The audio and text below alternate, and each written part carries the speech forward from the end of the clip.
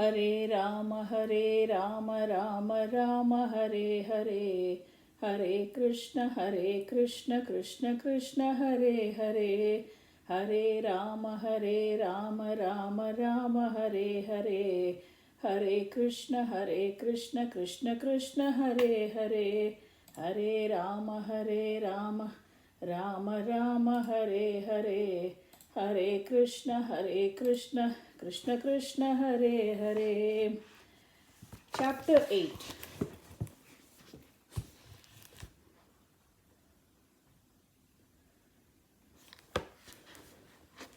Maitreya Uvacha Sanakadhya Naradascha Ruburhaso Runiryataha Naite Gruhana Brahmasuta Hyavasannurdvaretasaha. The great sage Maitreya said, the four great Kumara sages, headed by Sanaka as well as Narada, Ribu, Hamsa, Aruni, Yati, and all sons of Brahma, did not live at home but became Urdhvareta or Naishika Brahmacharis, unadulterated celebrates.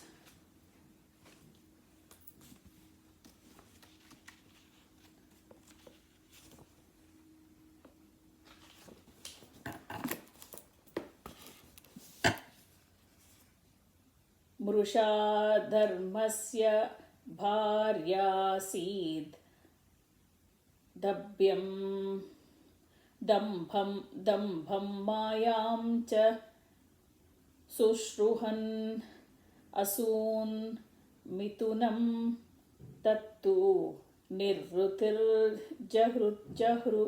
jagruhe prajaha. Another son of Lord Brahma was Irrigation, whose wife's name was Falsity. From their combinations were born two demons named Damba or Bluffing and Maya or Cheating. These two demons were taken by the demon named Nirutti, who had no children. Teyo samabhavallobho nikrutischa mahamate ताभ्यां क्रोधश्च हिंसा च यद्रुक्तिः स्वसाकलिः.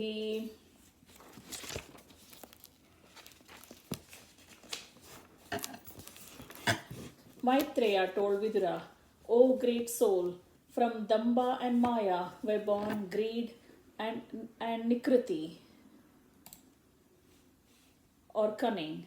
From their combinations came children named Krodha, anger, and Himsa, envy. And from their combination were born Kali and his sister Durukti, harsh speech. Duruktau Kaliradhatta Bhayam Mrutyum cha Sattama Tayoscha Mitunam Jagne Yatana Nirayastata. O greatest of all good men, by the combination of Kali and harsh speech were born children named Mrutyu, death, and Bhiti, fear. From the combination of Mrutyu and Bhiti came children named Yatana, excessive pain, and Niraya, hell. Sangrahena maya khyataha pratisargastavanagha trihi shrutvai tatpuman punyam vidunotyatmanomalam. My dear Vidura, I have summarily explained the causes of devastation. One who hears this description 3 times attains piety and washes the sinful contamination from his soul.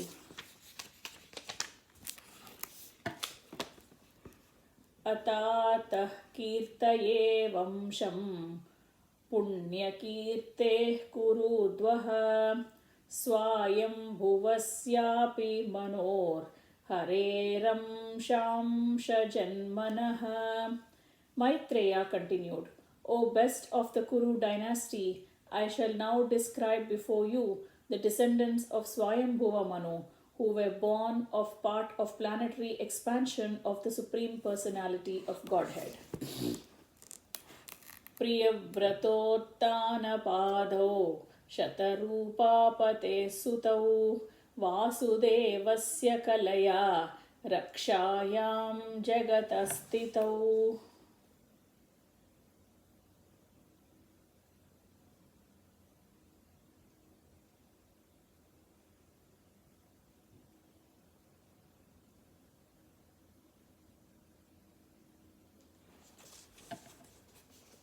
Swayambhuva Manu had two sons by his wife Satarupa, and names of the sons were Uttanapada and Priyavrata. Because both of them were descendants of the planetary expansion of Vasudeva, the Supreme Personality of Godhead, they were very competent to rule the universe, to maintain and protect the citizens. Jaye Uttanapadasya Sunitisuruchistayoho Suruchih Preyasi Patnyer Netara Yatsuto Dhruvaha.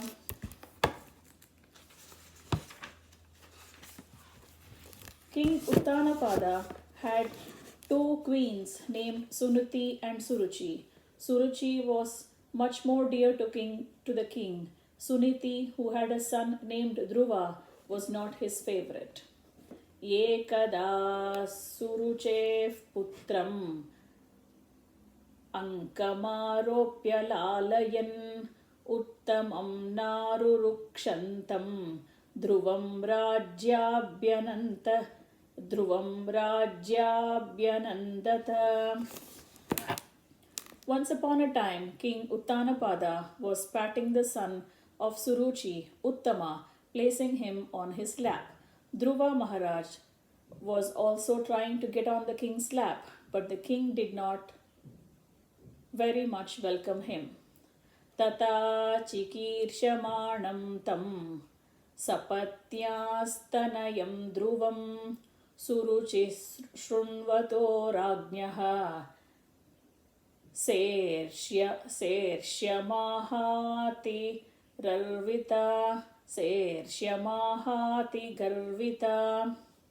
While the child, Dhruva Maharaja, was trying to get on the lap of his father, Suruchi, his stepmother, became very envious of the child, and with great pride she began to speak so as to be heard by the king himself.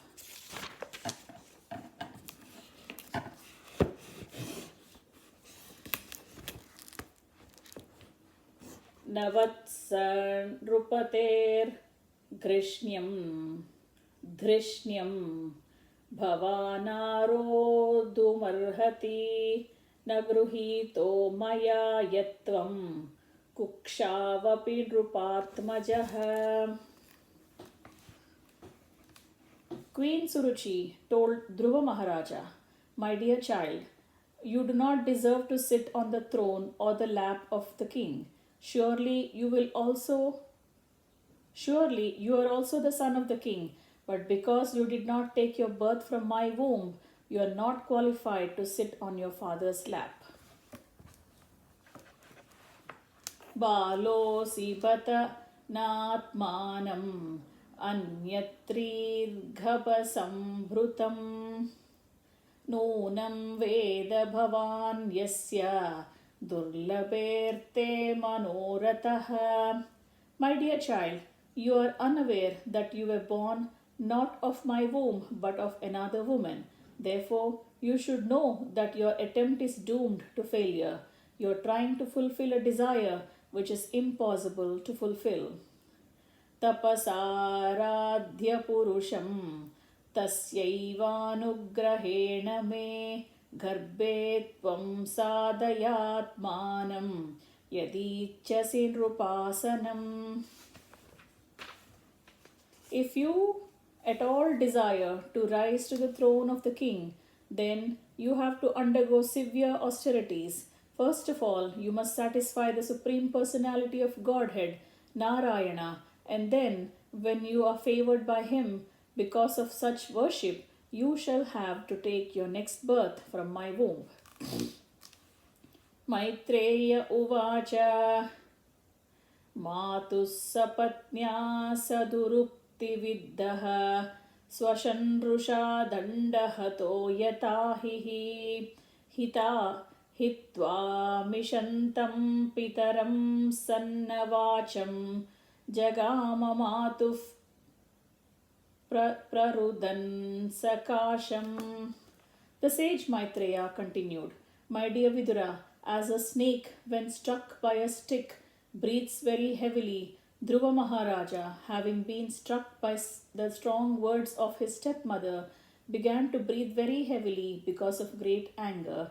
When he saw that his father was silent and did not protect, he immediately left the palace and went to his mother. Tam nishwasantam spuritadharoshtam sunitirutsanga uduhya balam nishamya tat pauramukan nitantam sa vivyate yadgadidam tapan sapatnya. When Dhruva Maharaja reached his mother, his lips were trembling in anger and he was crying very grievously. Queen Suniti immediately lifted her son onto her lap, while the palace residents, who had heard all the harsh words of Suruchi, related everything in detail. Thus Suniti also became greatly aggrieved. Sotsrujya dhairyam vilalapashoka davagnina davalateva bala vakyam sapatnya smarati saroja shriyadrusha bashpakala muvaha. This incident was unbearable to Suniti's patience. She began to burn as if in a forest fire, and in her grief she became such like a burnt leaf and so lamented. Also she remembered the words of her co-wife, her bright lotus-like face filled with tears, and thus she spoke. Dirgam shwasanti vrujinasya param apashyati balakamaha bala mamangalam tata pareshu mamsta bhukte jano yat paradukkadastat. She was also breathing very heavily, and she did not know the factual remedy for the painful situation. Not finding any remedy, she said to her son, My dear son, don't wish for anything inauspicious for others. Anyone who inflicts pain upon others suffers himself from that pain. Satyam suruchya bhihitam bhavan me yadhurbhagaya udare gruhitaha stanyena vruddhascha vilanjate yam bharyeti va vodumidas patirmam.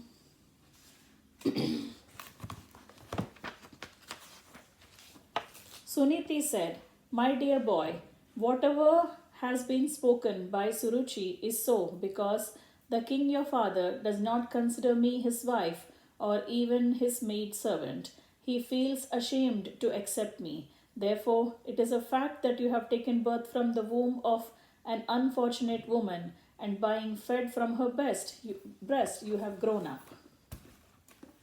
Atishtatat vimatsarastvam uktam samastrapi yadhavyalekam aradhaya dhokshajapada yadichchasedhyasana muktamoyata. My dear boy, whatever has been spoken by Suruchi, your stepmother, along with very harsh although very harsh to hear, is factual. Therefore, if you desire at all to sit on the throne as your stepmother, as your stepbrother Uttama, then give up your envious attitude and immediately try to execute the instructions of your stepmother. Without further delay, you must engage yourself in worshipping the lotus feet of the Supreme Personality of Godhead. Yasyanghripadmam paricharya vishwa vibhavanayatta gunabhipattehe ajodhyatishtas khalu parameshtyam padam jitatmashvasanabhivandhyam. Suniti continued, the Supreme Personality of Godhead is so great that simply by worshipping his lotus feet, your great grandfather, Lord Brahma, acquired the necessary qualifications to create this universe. Although he was unborn and is the chief of all living creatures, he is situated in that exalted post because of the mercy of the Supreme Personality of Godhead, whom even great yogis worship by controlling the mind and regulating the life air, prana. Tata munirvo bhagavan pitamaho yamekamatya urudakshinaiर्मखैः इष्टा इष्ट्वाभिपेदे दुरवापमन्यतो भौमं सुखं divyamatapavargyam. Suniti informed her son, your grandfather Swayambhuva Manu executed great sacrifices with distribution of charity, and thereby, with unflinching faith and devotion, he worshipped and satisfied the Supreme Personality of Godhead.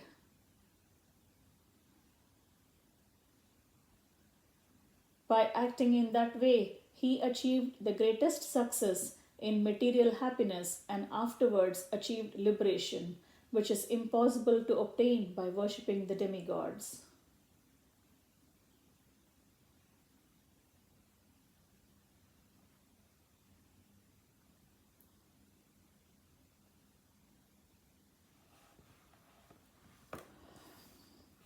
Tameva vatsashraya bhrutya vatsalam mumukshubhir mrugya padabja padhatim ananya bhave nija dharma bhavite manasya vastapya bhajasva purusham. My dear boy, you also should take shelter of the Supreme Personality of Godhead, who is very kind to his devotees. Persons seeking liberation from the cycle of birth and death always take shelter of the lotus feet of the Lord in devotional service. Becoming purified by executing your allocated occupation, just situate the Supreme Personality of Godhead in your heart and without deviating for a moment, engage always in his service.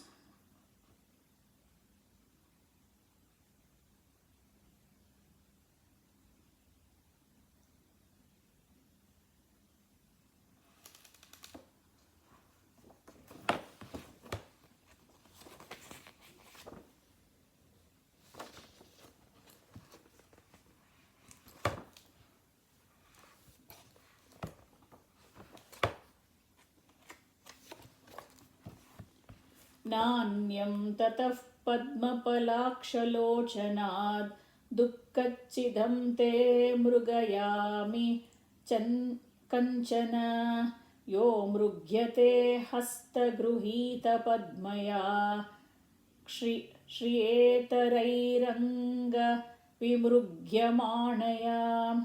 My dear Dhruva, as far as I am concerned, I do not find anyone who can mitigate your distress but the Supreme Personality of Godhead, whose eyes are like lotus petals.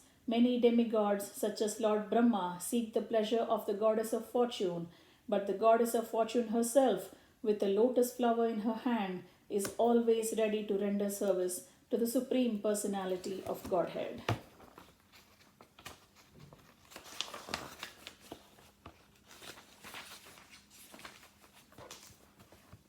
Maitreya उवाच एवं सञ्जल्पितं मातुर् आकर्ण्यार्तागमं वचः सन्नियम्यात्मनात्मानं निश्चक्रामपितुः पुरात्.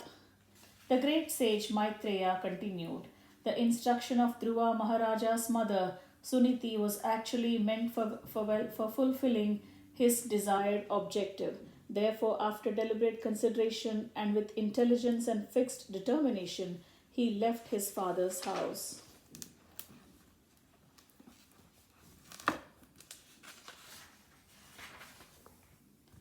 नारदस्तदुपाकर्ण्य ज्ञात्वा तस्य चिकीर्षतं स्पृष्ट्वा मूर्धन्यघन्नेन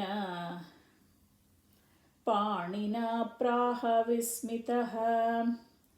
The great sage Narada overheard this news, and understanding all the activities of Dhruva Maharaja, he was struck with wonder. He approached Dhruva and touching the boy's head with all virtuous hand, he spoke as follows. Aho tejah kshatriyanam manabhangamamrushyatam balopyayam hruda datte yatsamatura sadvachah. How wonderful are the powerful Kshatriyas! They cannot tolerate even a slight infringement upon their prestige. Just imagine, this boy is only a small child, yet harsh words from his stepmother proved unbearable to him. Narada uvacha nadunapyavamanam te sammanam vapi putraka lakshayamah kumarasya saktasya kridanadhishu. The great sage Narada told Dhruva, "My dear boy, you are only a little boy whose attachment is to sports and other frivolities. Why are you so affected by the words insulting your honor? Vikalpe vidyamanepi nahya santosha hetavaha pumso mohamrute bhinna yalloke nija karma bhihi." My dear Dhruva, if you feel that your sense of honor has been insulted, you still have no cause for dissatisfaction. This kind of dissatisfaction is another feature of the illusionary energy. Every living entity is controlled by his previous actions, and therefore there are different varieties of life for enjoying or suffering. Paritushye tatastata tavanmatrena purushah daivopasaditam yavadish iksheshwaragatim buddha daivopasaditam yavad ikshve viksheshwaragatim buddha.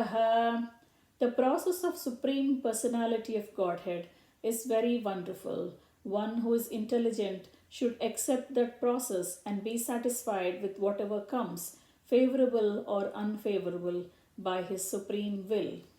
Atamatropadishtena yogena varurutsasi yat prasadam savai pumsam duraradhyo mato mama. Now you have decided to undertake the mystic process of meditation under the instruction of your mother. just to achieve the mercy of the Lord, but in my opinion, such austerities are not possible for any ordinary man. It is very difficult to satisfy the Supreme Personality of Godhead. मुनयः पदवीं यस्य निस्सङ्गेनोरुजन्मभिः न विदुर्मृगयन्तोऽपि तीव्रयोगसमाधिना. Narada Muni continued, after trying this process for many births and remaining unattached to material contamination, placing themselves continually in the trance of executing many types of austerities, many mystic yogis were unable to find the end of the path of God realization. Ato nivartatamesha nirbandhastava nishpalaha yatishyati bhavan kale shreyasam samupastite. For this reason, my dear boy, you should not endeavor for this. It will not be successful. It is better that you go home. When you are grown up, by the mercy of the Lord, you will get a chance for these mystic practices. At that time, you may execute this function. Yasya yaddaiva vihitam satena sukha dukkhayoho atmanam toshayan dehi tamasah paramruchyati. One should try to keep himself satisfied in any condition of life, whether distress or happiness, which is offered by the Supreme Will. A person who endures in this way is able to cross over the darkness of nescience very easily. Gunadhikan mudam lipsed anukrosham gunadhamat maitrim samanadhan vichen natapairabhibhuyate. Every man should act like this. When he meets a person more qualified than himself, he should be very pleased. When he meets someone less qualified than himself, he should be compassionate towards him. And when he meets someone equal to him, he should make friendship with him. In this way, one is never affected by the threefold miseries of this material world. Dhruva uvacha soyam shamo bhagavata sukha dukkha hatatmanam darshitah krupaya pumsam durdarshosmadvidhaistuyah.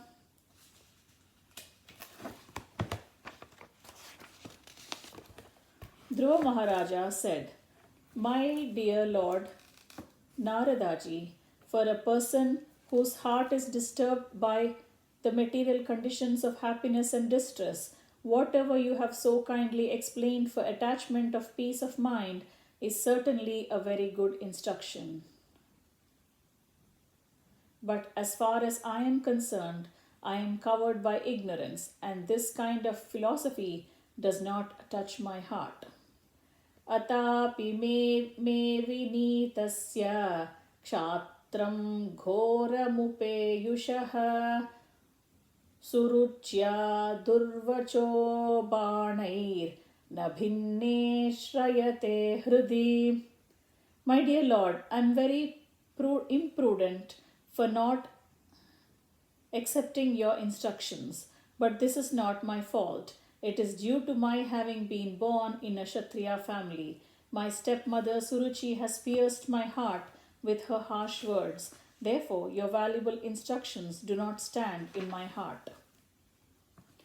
Padam tribhuvanot krishtam jigirsho sadhu vartmame buhyasmat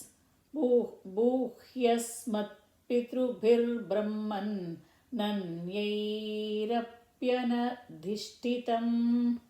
O learned Brahmana, I want to occupy a position more exalted than any yet achieved within the three worlds by anyone, even by my fathers and grandfathers. If you oblige, kindly advise me of an honest path to follow by which I can achieve the goal of my heart.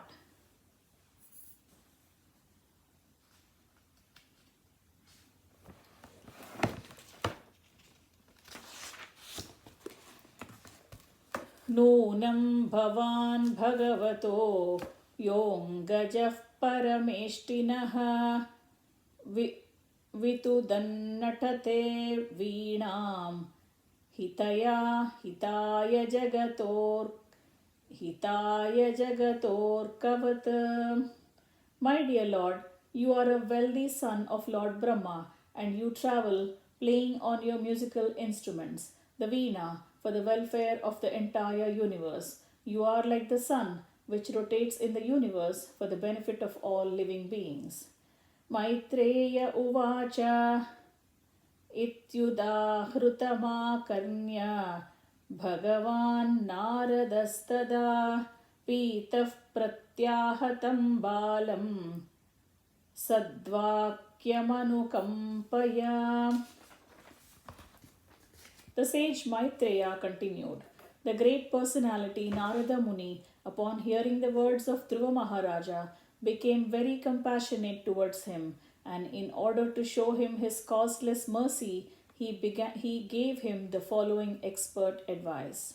Narada uvacha jananyabhihitam pantyaha savai nishreyasasya Bhagavan Vasudevastam Bhajatam Pravanatmana. The great sage Narada told Dhruva Maharaja, the instruction given by your mother Suniti to follow the path of devotional service to the Supreme Personality of Godhead is just suitable for you. You should therefore completely absorb yourself in devotional service of the Lord. Dharmarthakamamokshakhyam ya icchechreya atmanah ekam heva harestatra karanam padasevanam. Any person who desires the fruits of the four principles, religiosity, economic development, sense gratification, and at the end liberation, should engage himself in the devotional service of the Supreme Personality of Godhead, for worship of his lotus feet yields the fulfillment of all these. Tattatagaccha bhadram te yamuna yastatam suchi punyam madhuvanam yatra sannidhyam nityadaharehe. My dear boy, I therefore wish all good fortune for you. You should go to the bank of Yamuna, where there is a virtuous forest named Madhuvana, and there be purified. Just by going there, one draws nearer to the Supreme Personality of Godhead, who always lives there. Sasnatvanusavanam tasmin snatvanusavanam tasmin kalindhya salile shive krutvochitani nivasannatmanah kalpitasanah. Narada Muni instructed, my dear boy, in the waters of the Yamuna river, which is known as Kalindi, you should take 3 baths daily, because the water is very auspicious, sacred, and clear.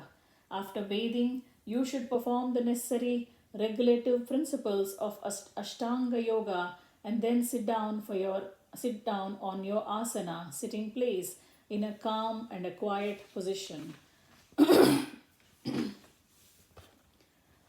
Pranayamena nivruta pranondriyamanomalam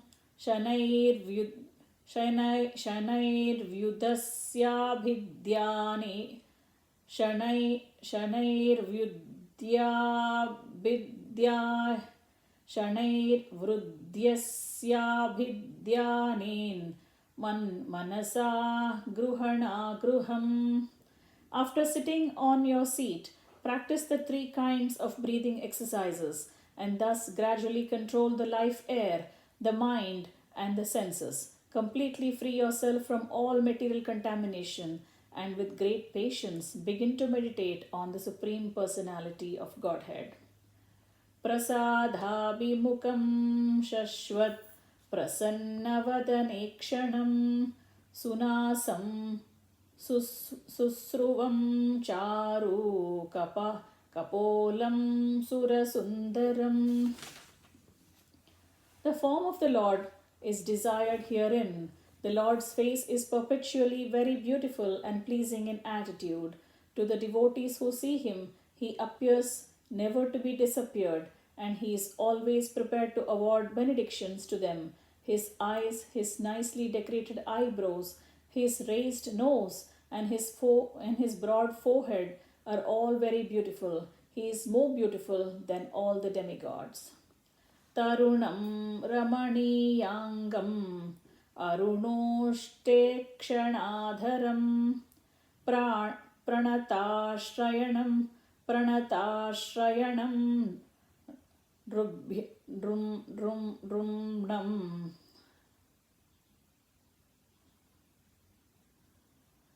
Sharanam Karunarnavam. Narada Muni continued, the Lord's form is always youthful. Every limb and every part of his body is properly formed, free from defect. His eyes and lips are pinkish, like the rising sun. He is always prepared to give shelter to the surrendered soul, and anyone so fortunate as to look upon him feels all satisfaction. The Lord is always worthy to be the master of the surrendered soul, for he is the ocean of mercy. Shrivatsankam Ghanashyamam Purusham Vanamalinam Shankachakra Pangair Abhivyakta Chaturbhujam.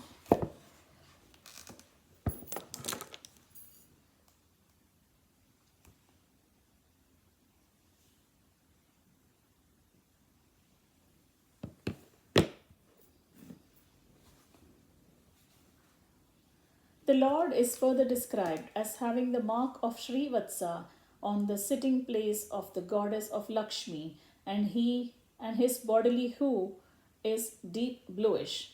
The Lord is a person. He wears a garland of flowers, and he is eternally manifest with 4 hands which hold beginning from the lower left hand a conch shell, wheel, club, and a lotus flower.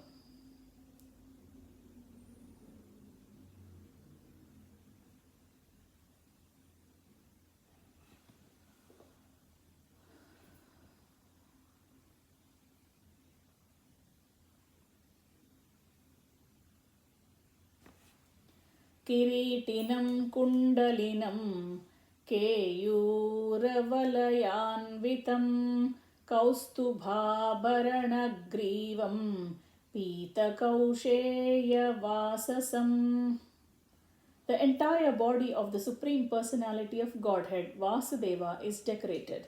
He wears a valuable jeweled helmet, necklaces, and bracelets. His neck is adorned with the Kaustuba jewel, and he is dressed in yellow silk garments.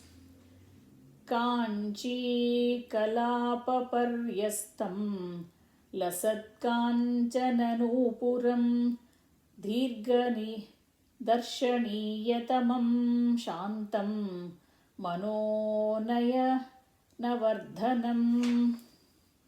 The Lord is decorated with small golden bells around his waist, and his lotus feet are decorated with golden ankle bells.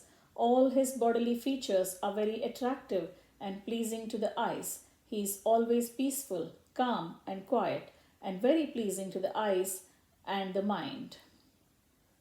Padbhyam Nakamanishreenya Vilasadbhyam Samarchatam padmakarnikadishnyam akramyatmanyavastinam. Real yogis meditate upon the transcendental form of the Lord as he stands on the wall of lotus of their hearts, the jewel like nails of his lotus feet glittering. Smayamanamabhidyayet saduraghavalokanam niyate naikabhutena manasa varadarshabham. The Lord is always smiling, and the devotee should constantly see the Lord in this form as he looks very mercifully towards the devotee. In this way, the meditator should look towards the Supreme Personality of Godhead, the bestower of all benedictions. Evam bhagavato rupam subhadram dhyayato manaha nirvritya paraya turnam sampannam na nivartate. One who meditates in this way, concentrating his mind upon the always auspicious form of the Lord, is very soon freed from all material contamination, and he does not come down from meditation upon the Lord. Japatascha paramo guhyaha shruyatam me nrupatmaja yam saptaratram prapatan puman pashyati kecharan. O son of the king, now I shall speak unto you the mantra which is to be chanted with this process of meditation. One who carefully chants this mantra for 7 nights can see the perfect human beings flying in the sky. Om Namo Bhagavate Vasudevaya.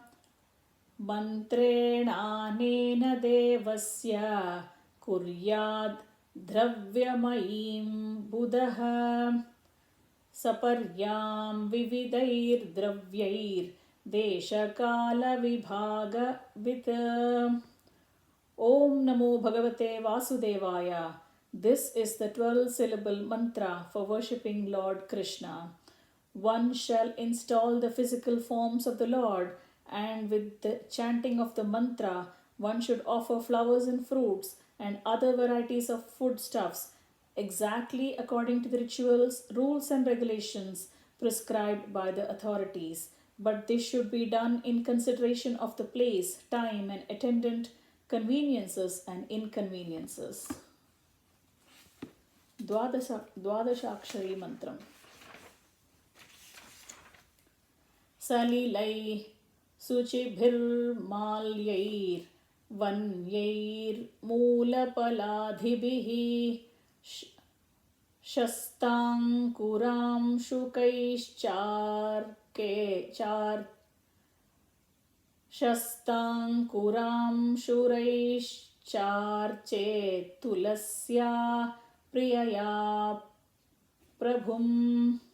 One should worship the Lord by offering pure water, pure flower garlands, flowers, fruits, and vegetables which are available in the forest, or by collecting newly grown grasses, small buds of flowers, and even the skins of the trees, and if possible, by offering tulasi leaves, which are very dear to the Supreme Personality of Godhead.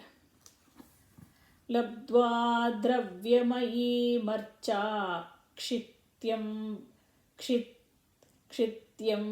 bhavatishu varchayet abhrutatma munishanto yatavang mitavanyabhuk.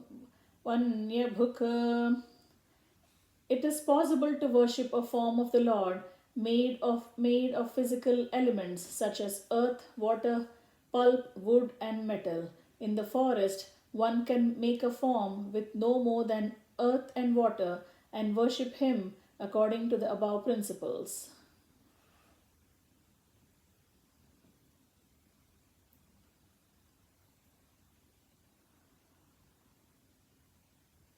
A devotee who has full control over his sense should be very sober and peaceful and must be satisfied simply with eating whatever fruits and vegetables are available in the forest. स्वेच्छावतारचरितैर् अचिन्त्य निजमायया करिष्यत्युक्तमश्लोकस्तध्यायेद् धृतयांगमम्. My dear devotee, my dear Dhruva, besides worshipping the deity and chanting the mantra 3 times a day, you should meditate upon the transcendental activities of the Supreme Personality of Godhead in his different incarnations as exhibited by his supreme will and personal potencies. परिचर्या भगवतो यावत्यः पूर्वसेविताः तामन्त्रहृदयेनैव प्रायुञ्ज्यान्मन्त्रमूर्तये. One should follow in the footsteps of the previous devotees regarding how to worship the Supreme Lord with the prescribed paraphernalia, or one should offer worship within the heart by reciting the mantra of the personality of Godhead, who is non-different from the mantra. Evam kayena manasa vachasa cha manogatam परिचर्यमाणो भगवान् भक्तिमत्परिचर्यया पुंसाममायिनां सम्यग् भजतां भाववर्धनः श्रेयो दिशत्यभिमतं यद्धर्माधिषु देहिनाम्. Anyone who thus engages in the devotional service of the Lord seriously and sincerely with his mind, words, and body, who is fixed in the activities of the prescribed devotional methods, is blessed by the Lord according to his desire. If a devotee desires material religiosity, economic development, sense gratification, or liberation from the material world, he is awarded these results. विरक्तश्चेन्द्रिय रतौ भक्तियोगेन भूयसा तं निरन्तरभावेन भजेताधा विमुक्तये. If one is very serious about liberation, he must stick to the process of transcendental loving service, engaging 24 hours in a day in the highest stage of ecstasy, and he must certainly be aloof from all activities and sense gratification. Ityuktastam parikramya pranamya cha nruparbhakah yayau madhuvanam punyam hareshcharana charchitam. When Dhruva Maharaja, the son of the Lord, was thus advised by the great sage Narada, he circumambulated Narada, his spiritual master, and offered him respectful obeisances. Then he started for Madhuvana, which is always imprinted with the lotus footprints of Lord Krishna, and which is therefore especially auspicious. Tapo vanam gate tasmin pravishtontah param munihi arhitar hanako rajna sukasina uvachatam. After Dhruva entered Madhuvana forest to execute devotional service, the great sage Narada thought it wise to go to the king to see how he was faring within the palace. When Narada Muni approached, the king received him properly, offered him due obeisances. After being seated comfortably, Narada began to speak. Narada uvacha rajan kim dhyayase dhirgham mukena parishushyata kim va narishate kamo dharmo vartena samyutah. The great sage Narada inquired, "My dear king, Your face appears to be withering up, and you look like you have been thinking of something for a very long time. Why is that? Have you been hampered in following your path of religious rites, economic development, and sense gratification? Rajovacha suto me bhalako brahman straiणेना करुणात्मना निर्वासितः पञ्चवर्षः सह मात्रा महान् कविः. The king replied, O best of the Brahmanas, I am very much addicted to my wife, and I am so fallen that I abandoned all merciful behavior, even to my son, who is only 5 years old. I have banished him and his mother, even though he is a great soul and a great devotee. Apyanatam vane brahman masmadanyarka ma Masmadanyarbhakam vrukaha kshantam shayanam shrudhitam parimlanamukam bhujam. My dear Brahmana, the face of my son was just like a lotus flower.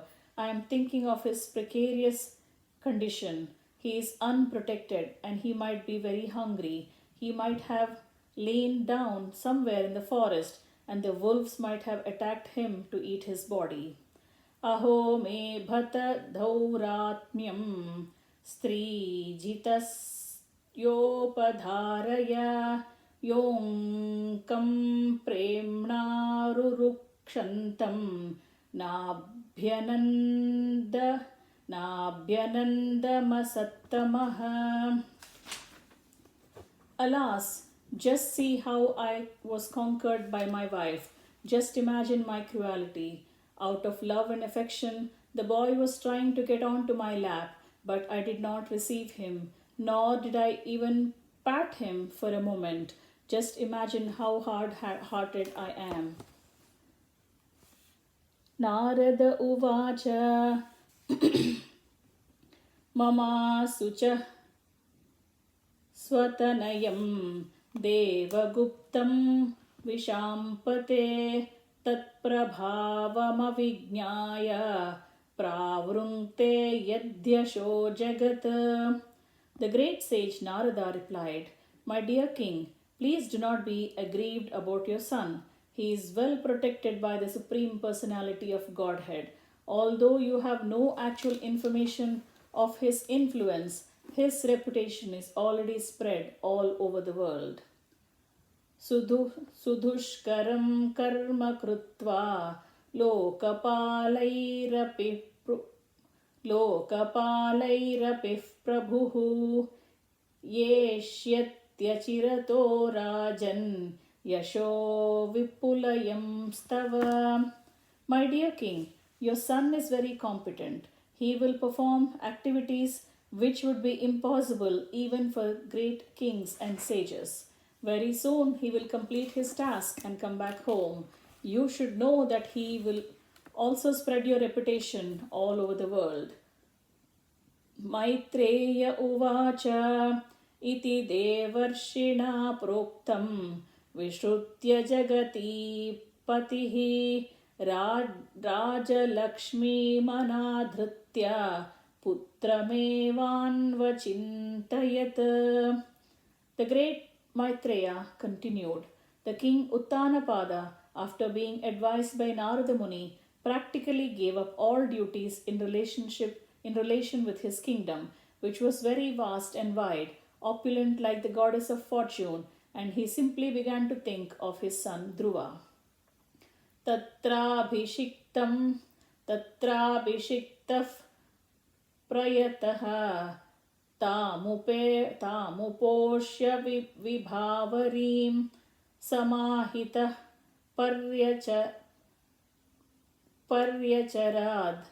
paryacharad ashyadeshena purusham.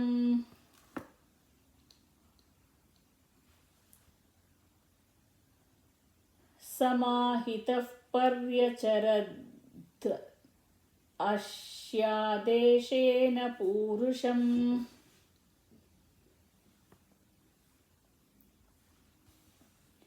Everywhere elsewhere, Dhruva Maharaja, having arrived at Madhuvana, took his bath in the river Yamuna and observed fasting in the night with great care and attention. After that, as advised by the great sage Narada, he engaged himself in worshipping the Supreme Personality of Godhead. Trirat, trirat, trian. त्रिरात्रान्ते त्रिगात्रान्ते कपित्तबलराशनः.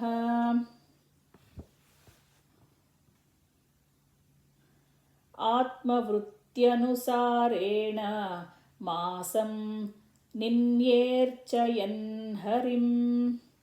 For the first month, Dhruva Maharaja ate only fruits and berries on every third day, only to keep his body and soul together, and in this way he progressed in his worship of the Supreme Personality of Godhead.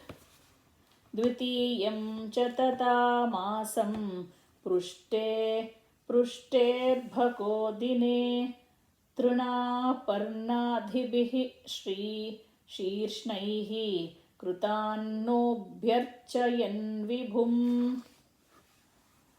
In the second month, Dhruva Maharaja ate only every 6 days, and from his eatables he took dry grasses, and for his eatables he took dry grass and leaves. Thus he continued his worship. Trutiyam chanayan masam navame hina navame hani abhakshya uttamashlokam upadhavat samadhina. In the third month, he drank water only every 9 days. Thus he became completely in trance and worshipped the Supreme Personality of Godhead, who is adored by selected verses. Chaturtamapi vai masam dvadasho hani vayubhaksho jitashvaso dhyayan devamadharayat. In the fourth month, Dhruva Maharaja became a complete master of breathing exercise, and thus he inhaled air only every 12th day. In this way, he became completely fixed in his position and worshipped the Supreme Personality of Godhead.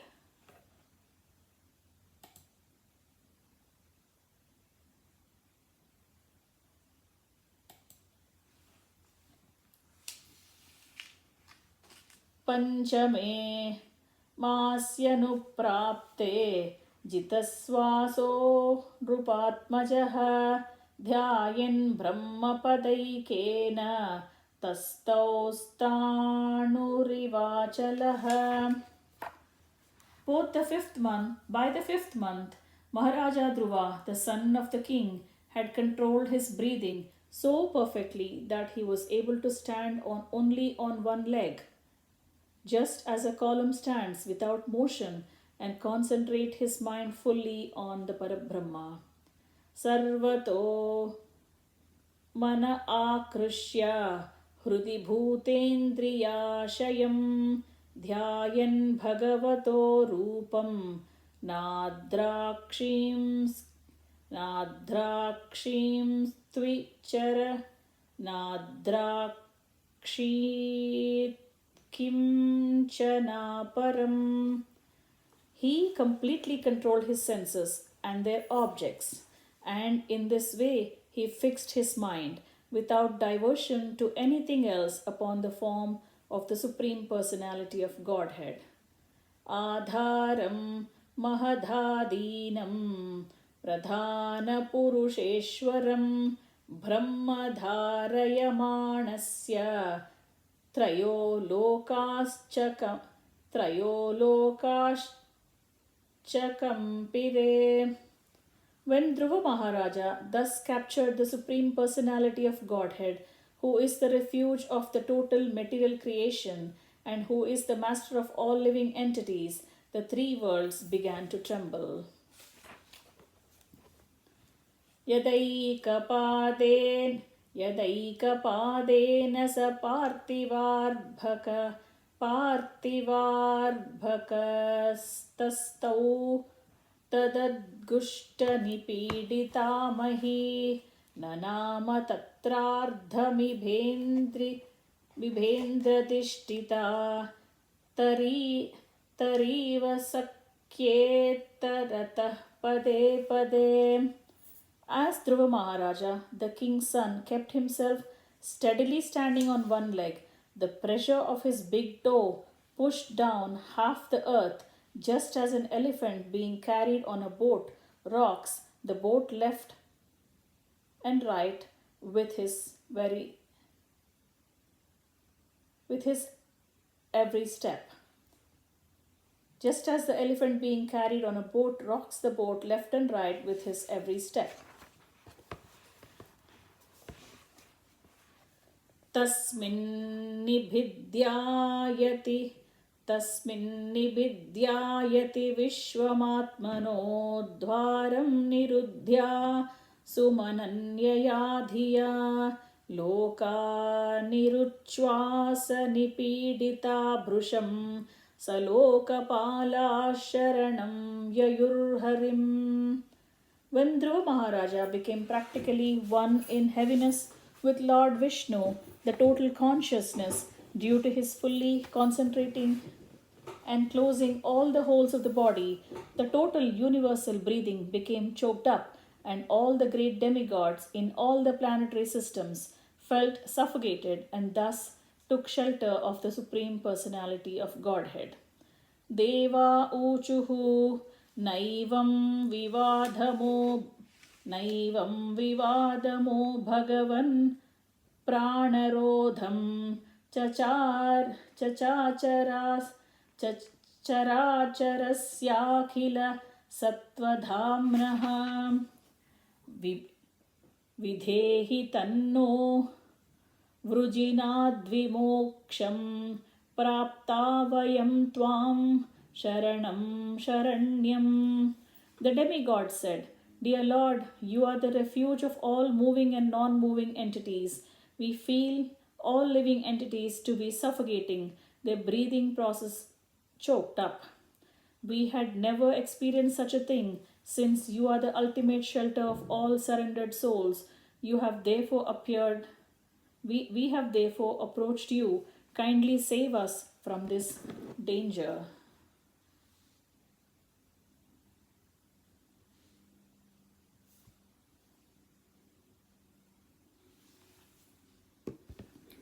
श्रीभगवानुवाच मा भैष्टबालं तपसो दुरत्ययान् निवर्तयिष्ये प्रियता प्रतियातस्वधाम